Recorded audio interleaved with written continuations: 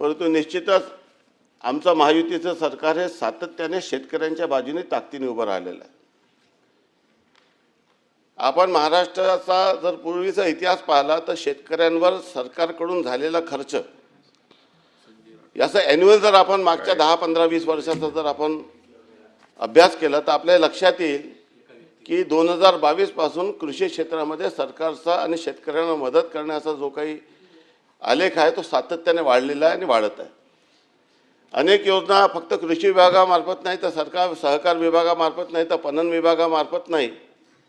तर इतर अनेक योजनेतून मग HDRF NDRF मध्ये शेतकऱ्यांना झालेली मदत असेल किंबहुना